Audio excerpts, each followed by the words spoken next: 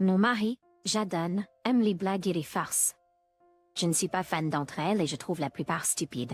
Notre fille, Lucie, en maternelle, les aime. Ils font beaucoup de blagues stupides l'un sur l'autre. Plates. Et pour être juste, Jaden les garde inoffensifs. Le mois dernier, nous avons obtenu des jouets de araignées réalistes et d'autres décorations. Depuis que nous les avons, Jaden et Lucie ont pris tour à tour pour les mettre autour de la maison pour effrayer l'un l'autre, ou moi. Je dois dire que cela m'agace, mais les deux aiment cela. Lucie a généralement peur, mais quand elle réalise ce que c'est, elle rit et le trouve drôle ou dit à son père. C'est en fait adorable quand elle lui dit ses 4 vérités. Jaden fait semblant d'avoir peur, même quand le dent en riant elle regarde. Donc il y a environ 2 semaines, Jaden l'a configurée pour tomber sur elle quand elle a ouvert sa boîte à jouets dans le salon de jeu. Malheureusement, Bobby a pas aux mains et l'avait oublié. Plus tard cette semaine, nous avons eu ma famille, y compris mon frère Léon et mes nièces, Tara, un bébé, et Zoé, une jeune enfant, par-dessus. Zoé a été gravement mordue par une araignée quand elle était plus jeune et a même dû aller à l'hôpital. Depuis, elle a une peur bleue d'entre elles. Les enfants sont allés jouer, et les araignées sont tombées carrées. Zoé a complètement paniqué et s'est effondrée. Nous sommes descendus et avons vu ce qui s'était passé. Jaden s'est excusé et a essayé de la réconforter, mais Léon était furieux. Il nous a effectivement accusés de l'avoir fait exprès, en disant que nous aurions dû nous en douter et que nous étions simplement des idiots. Nous nous sommes excusés et avons expliqué que ce n'était pas destiné à Zoé, m'a pas fait écouter. Léon est parti tôt avec ma belle-sœur et mes nièces, et toute la soirée a été gâchée. J'ai essayé de lui parler après, mais Léon est toujours en colère contre nous. Cela fait 1 semaine, et il continue à se comporter comme si nous avions essayé de tuer Zoé. J'ai essayé de l'expliquer à nouveau car c'était un accident et une erreur, mais il pense essentiellement que c'est trop pratique comme erreur. Et s'il en est ainsi, Jaden reste quand même un idiot pour être si immature, et je suis une idiote pour le défendre. Donc maintenant, il refuse de nous voir à moins que Jaden ne soit banni, ce qui est ridicule. Je me sens vraiment mal que ça se soit passé ainsi et je comprends que c'était une erreur horrible.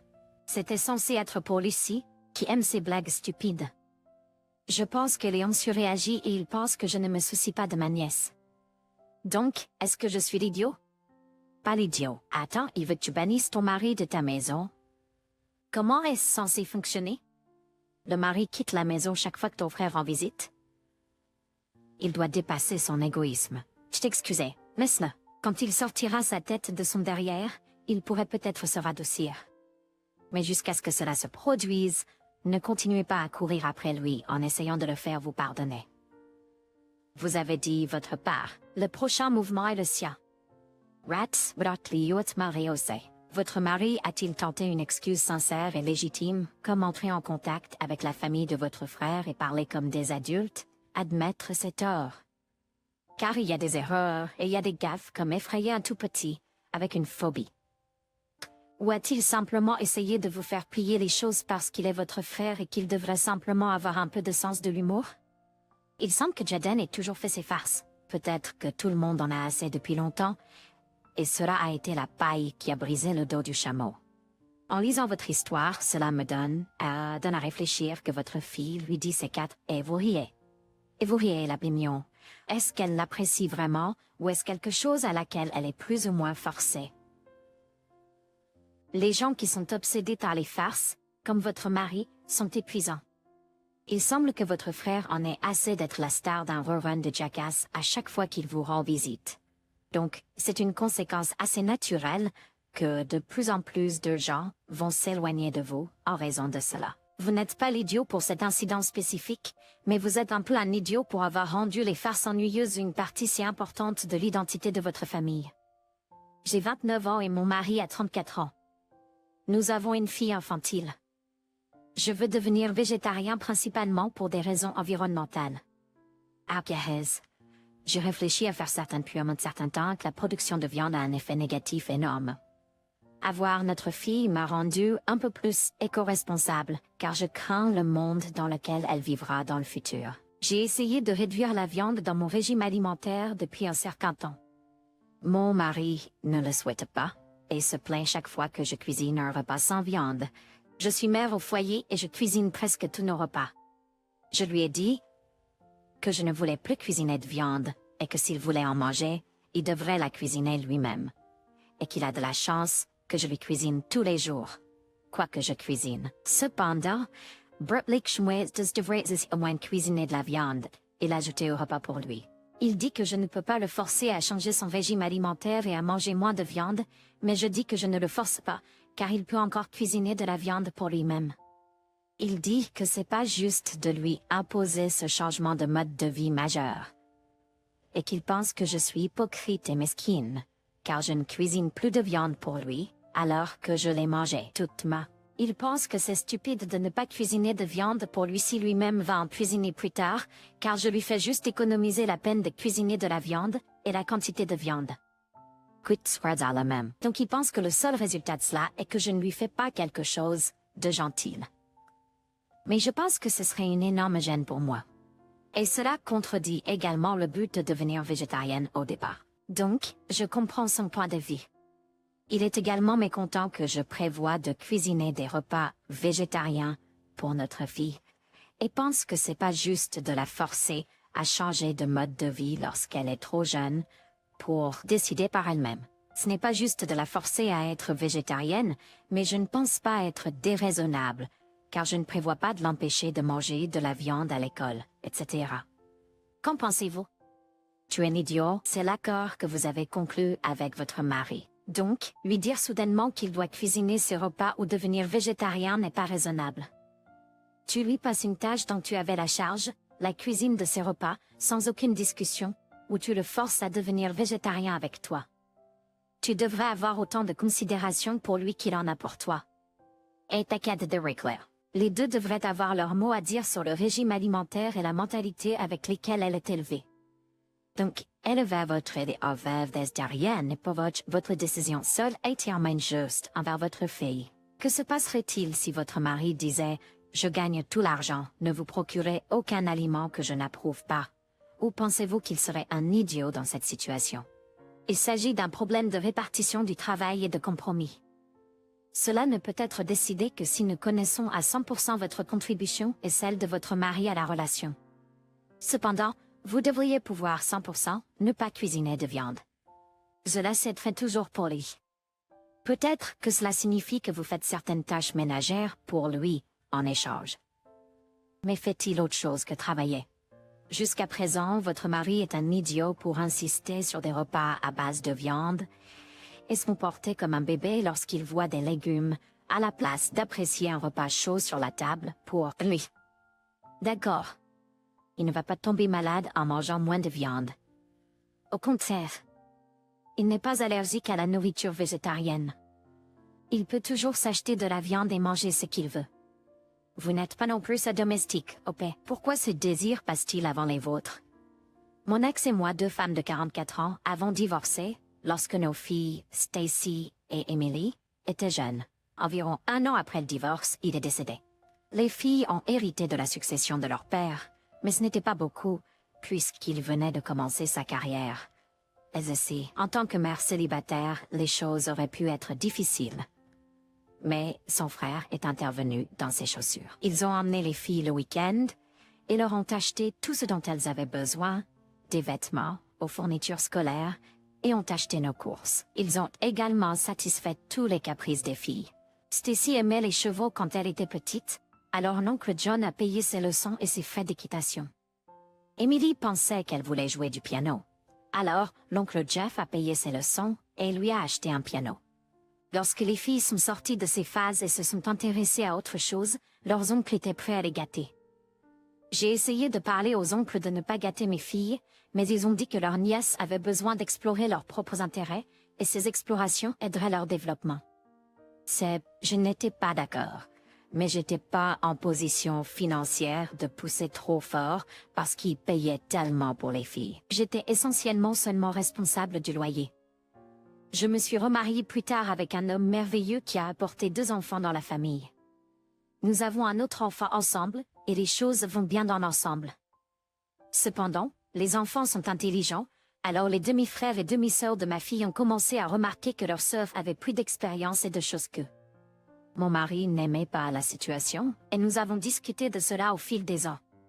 Les choses ont atteint un point d'ébullition récemment, lorsque nous avons discuté de la façon de payer pour les collèges de nos deux plus vieux enfants, Stacy et son demi-frère Rick, 18. Les deux sont de bons étudiants, et bien qu'ils n'aient pas encore reçu leur lettre d'acceptation, je n'ai aucun doute qu'ils seront acceptés dans de bonnes écoles. Mon mari et moi gagnons assez d'argent pour vivre un style de vie de classe moyenne avec 5 enfants, mais pas assez pour les mettre à travers l'université.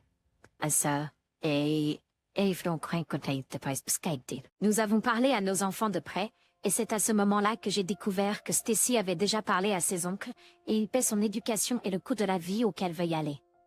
Cela m'a vraiment époustouflée et a rendu mon mari extrêmement en colère. Il est devenu rouge et a commencé à crier à propos de la façon dont ce n'était pas juste. Stacy et Emily iraient dans des collèges chers et se gradueront sans dette, alors que nos autres enfants devront aller dans les écoles de l'État et contracter des prêts. C'est pas que je fais les phones à John Neff et leur disarté de Gatis PQ. D'une certaine manière, je suis tout à fait d'accord à 100% avec mon mari que ce n'est pas juste pour mes autres enfants.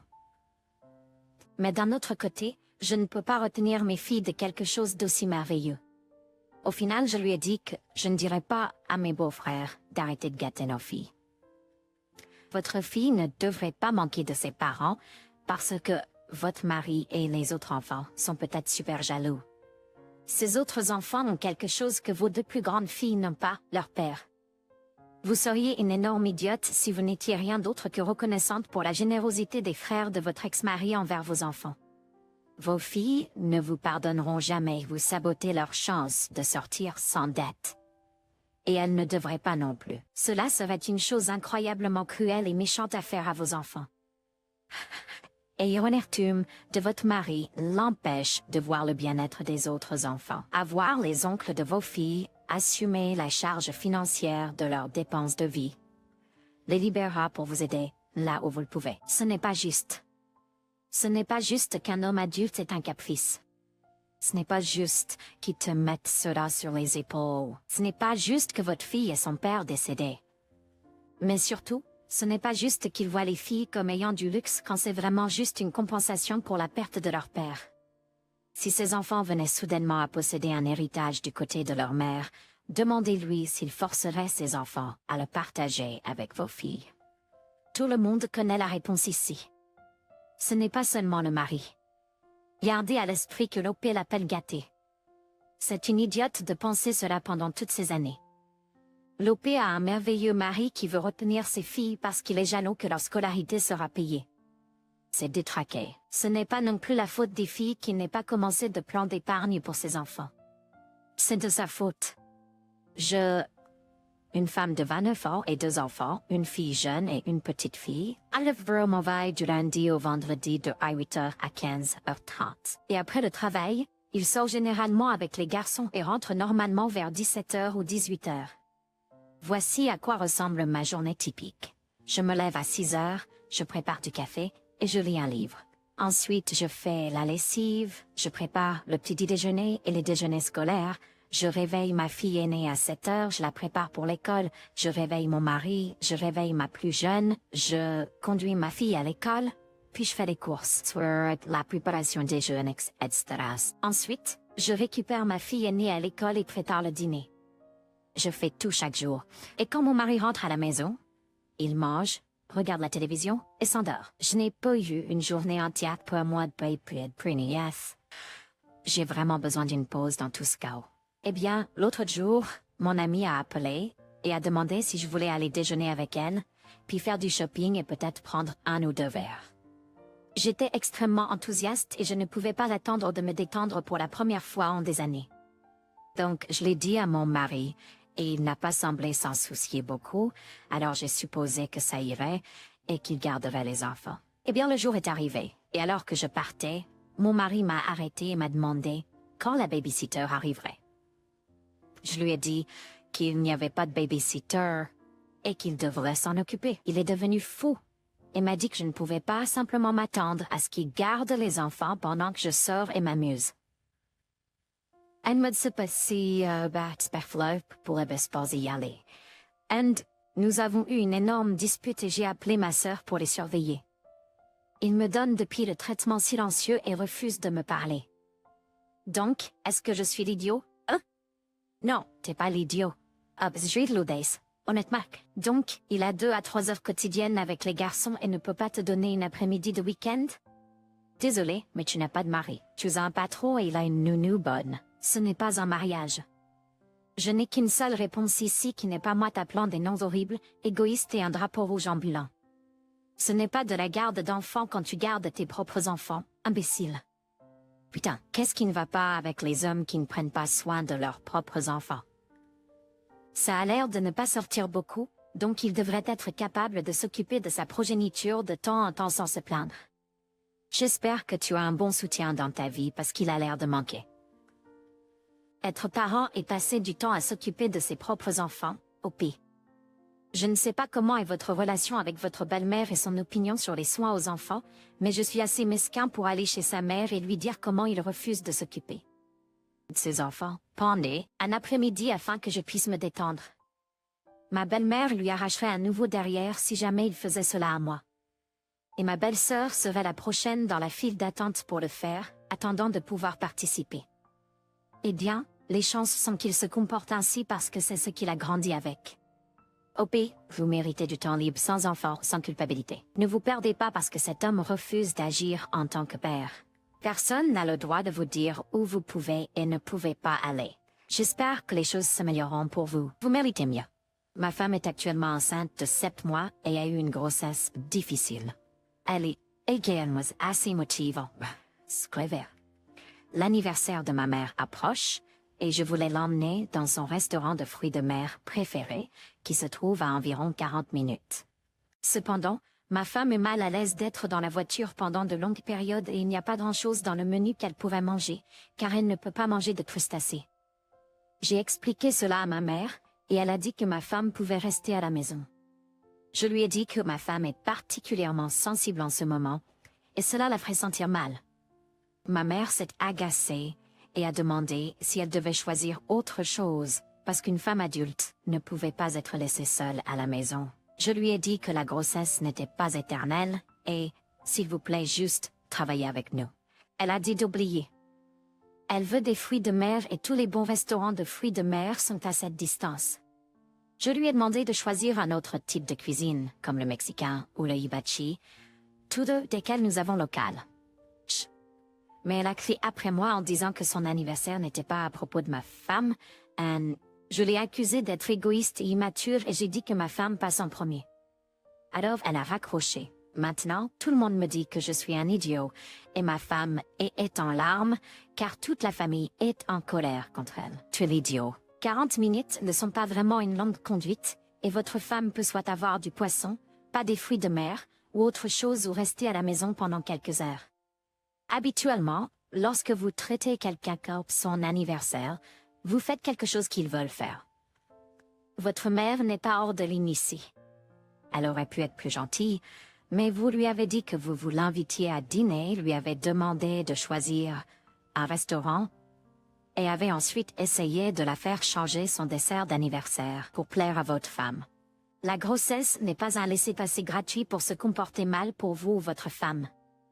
Les femmes enceintes sont invitées à ne pas manger de fruits de mer, et la contamination croisée est un problème majeur dans les restaurants de fruits de mer si vous ne pouvez pas manger de fruits de mer. Ne le rendez pas comme une chose de mangeur capricieux.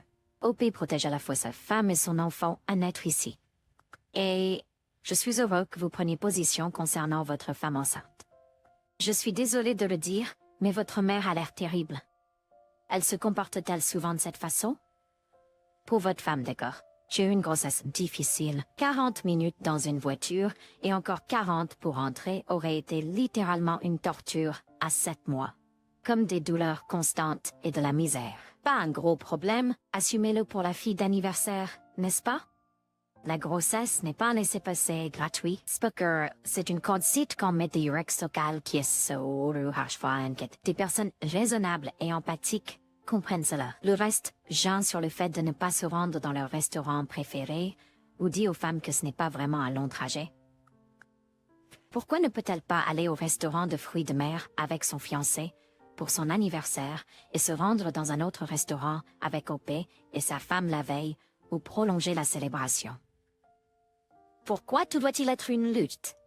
Si l'épouse était végétalienne, la mère insisterait-elle toujours? Pour moi, il me semble que oui.